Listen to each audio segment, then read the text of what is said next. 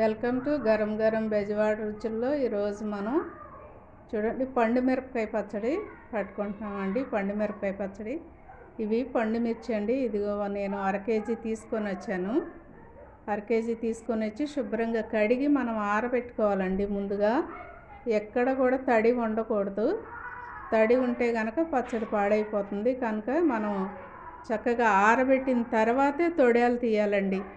ఎందుకంటే ఈ తొడియాలు ఉన్నాయి కదండి, ఇవన్నీ కూడా చక్కగా ఇలా తీసేసుకోవాలి. ఇలా తీసేసుకొని మనం మిర్చి అంతా కూడా ఇలా తొడియాలు తీసేసుకోవాలండి. ఆరిన తర్వాతే తీయాలండి మనం కడిగిన తర్వాత. ఎందుకంటే ఇట్లా తొడియాలు తీసిన తర్వాత మనం కడిగామనుకోండి వాటర్ లోపలికి వెళ్ళిపోతుంది. కాబట్టి తొడియాలు ఉండగానే మనం కడిగి ఆరబెట్టుకుని ఒక క్లాత్తో నీట్గా తుడుచుకొని మనం ఇవన్నీ కూడా తొడియాలు తీసుకోవాలండి.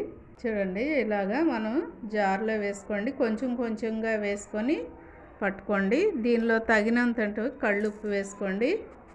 ఎందుకంటే మళ్ళీ మనం 3 రోజుల తర్వాత దీన్ని చూసి అప్పుడు చాలకపోతే మనం వేసుకోవచ్చు. కళ్ళుప్పు వేసుకొని మనం మిక్సీ పట్టుకుందామండి.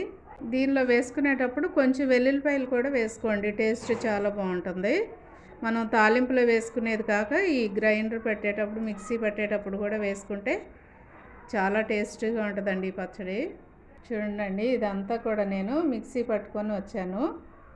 ఇలా మిక్సీ పట్టేసుకోవాలి. మరీ మెత్తగా అక్కర్లేదండి, ఎందుకంటే మనం 3వ రోజు మళ్ళీ తీసి మనం గ్రైండర్లో కానీ మిక్సీలో కానీ వేసుకోవాలి. మెత్తగా మనం రుబ్బుకోవాలి.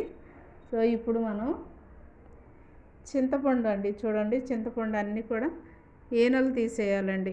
ఇలాంటి ఈనెలు ఉంటాయి కదా పక్కన, ఈనెలు కానీ గింజలు కానీ అవన్నీ తీసేయాలి.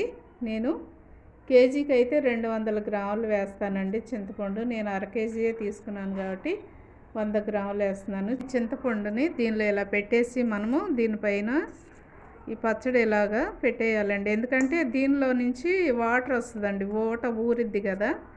అప్పుడు ఈ ఊటకి ఏమైద్దంటే ఈ చింతపండు అంతా కూడా చక్కగా నానిపోయిద్ది 3వ రోజుకి. ఇలా పెట్టేసి మనము చూడండి ఇలాంటి బాటిల్స్లో కానీ లేకపోతే మన దగ్గర ఉన్నటువంటి చిన్న చిన్న జాడీలు ఉంటాయి కదా, లేకపోతే ఒక డబ్బాలు లాంటివి ఉంటాయి కదా, వాటిలో పెట్టుకోవాలి. స్టీల్ గిన్నెలో మాత్రం పెట్టుకోవద్దండి, ఎందుకంటే చింతపండు కారం అన్నీ కదా గిన్నె పాడైపోతుంది. కాబట్టి అలాంటి వాటిల్లో పెట్టి మనం స్టోర్ చేసుకోవాలి. మనం ఇలా స్టోర్ చేసుకుని పెట్టుకోవాలి. ఇది అర కేజీ అనండి, మర్చిపోకండి. చింతపండు అడుగున పెట్టి ఈ పచ్చడి పైన పెట్టుకోవాలి. మనం పెట్టుకొని ఇలాగ మూత పెట్టేసి 3 రోజుల వరకు ఇలాగే ఉంచాలండి. చూడండి పండుమిరపకాయ పచ్చడి మనం 3 రోజుల క్రితం దీన్ని మిక్సీ వేసి పట్టుకున్నాం కదండి, చింతపండు అన్నీ పెట్టి. ఇప్పుడు మళ్ళీ ఈ చింతపండు ఇది కలిపి మనం మళ్ళీ ఒకసారి మిక్సీ వేసుకుందాము. ఎందుకంటే 3 రోజుల తర్వాత మిక్సీ పట్టుకోవాలని చెప్పాను కదా. ఇది మిక్సీ పట్టుకున్న తర్వాత మనం పచ్చడి తాలింపు చేసుకుందామండి. ఇది నేను తీస్తున్నాను ఒక గిన్నెలోకి. చూడండి ఇదంతా కూడా ఒక గిన్నెలోకి తీసుకున్నాను. గరిటె మాత్రం తడి తగలకూడదండి, గిన్నెకి కానీ గరిటెకి కానీ. పచ్చడి ఎక్కడా కూడా తడి తగలకూడదు. తడి తగిలితే కనుక పాడైపోతుంది. పులుపు అన్నీ సరిపోయినాయో లేదో ఇప్పుడే చూసుకోవాలండి. చూడండి ఇట్లాగా మిక్సీలోనైనా వేసుకోవచ్చు, లేదంటే మీ దగ్గర చిన్న గ్రైండర్ టేబుల్ టాప్ ఉంటుంది కదండి, దానిలోనైనా ఈ పచ్చడి వేసుకోవచ్చు. ఇదే కాదండి ఏ పచ్చడైనా కూడా ఇట్లా గ్రైండర్లో వేసుకుంటే చాలా స్మూత్గాను మెత్తగా వస్తుంది. తప్పకుండా మీరు ట్రై చేయండి. ఇలాగా పచ్చడి ఇట్లా మెత్తగా గ్రైండర్ చేసుకోవాలండి, లేకపోతే మిక్సీ అన్న వేసుకోవాలి. గింజలు లేకుండా తొక్కు లేకుండా ఇలా మెత్తగా వేసుకుందాము. ఇప్పుడు ఈ పచ్చడి నేను తాలింపు చేస్తున్నానండి. ఇదిగోండి స్టవ్ వెలిగించి మనం కళాయి పెట్టుకుని తగినంత ఆయిల్ వేసుకుందాం. నేను దాదాపుగా 1/2 కేజీ పైనే పోసానండి. మీరు కూడా చూసి పోసుకోండి, మీరు పట్టే పచ్చడిని బట్టి. నేనైతే అర కేజీ ఏనండి ఇవి మిర్చి, అందుకని నేను 1/2 కేజీ పైనే పోసానండి. పచ్చడి అంతా కూడా మనం తాలింపు చేసుకోవక్కర్లేదు, ఒకసారి ఇలా మెత్తగా రుబ్బేసుకొని బాటిల్లో పెట్టుకొని మనం స్టోర్ చేసుకొని పక్కన పెట్టుకోవచ్చు అండి, ఫ్రిడ్జ్లో పెట్టుకోవచ్చు. మనకు కావలసినప్పుడు కొంచెం కొంచెం తాలింపు చేసుకోవచ్చు. అయితే నేను ఇది కొంచెం పచ్చడే కదండి, అందుకని మొత్తం చేసేస్తున్నాను. ఒకవేళ మీరు కనుక 3 కేజీలు 4 కేజీలు అలా పట్టుకుంటే కనుక అలా స్టోర్ చేసి పెట్టుకోండి. మీకు కావాల్సినప్పుడల్లా కొద్ది కొద్దిగా తీసుకొని తాలింపు చేసుకోండి. ఆయిల్ వేడెక్కిందండి. నేను ఫస్ట్గా ఎండుమిర్చి వేస్తున్నాను. ఎండుమిర్చి కొంచెం దోరగా వేగిన తర్వాత కొంచెం పచ్చిశనగపప్పు వేసుకోండి. పచ్చిశనగపప్పు అండి ఇది. అలాగే కొంచెం జీలకర్ర వేసుకోండి. సిమ్లో పెట్టుకోండి అండి, ఫుల్ పెట్టొద్దండి ఎవరు కూడా. తాలింపు ఎప్పుడు కూడా మనం ఫుల్ పెట్టుకోకూడదు. అలాగే ఇదిగోండి చాయ్ మినపప్పు వేస్తున్నాను. కొంచెం ఆవాలు వేస్తున్నానండి.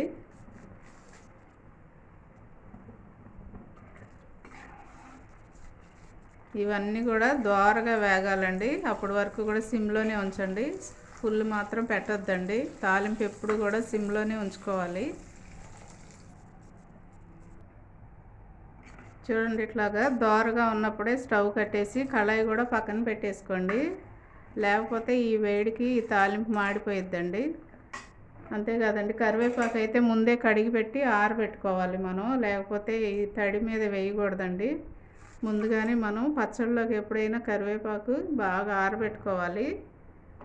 ఆరబెట్టుకున్న తర్వాత మనం దీనిలో వేసుకోవాలండి, తడి లేకుండా.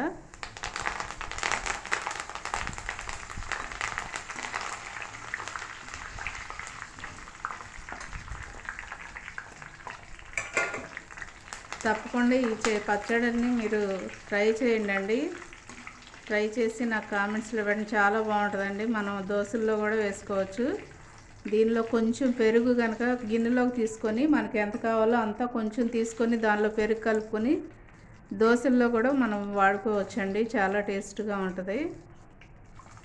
ఇప్పుడు నేను స్టవ్ కట్టేసేసి కళాయి కింద పెట్టేస్తున్నానండి. ఇది కొంచెం ఆరాలండి. తాలింపు ఆరిన తర్వాత మనం పచ్చడి కలుపుకుందాము. ఇది తాలింపు ఆరిపోయిందండి. నేను పచ్చడి దీనిలో కలుపుతున్నాను. మీరు ఇప్పుడే ఉప్పు కూడా చూసుకోండి.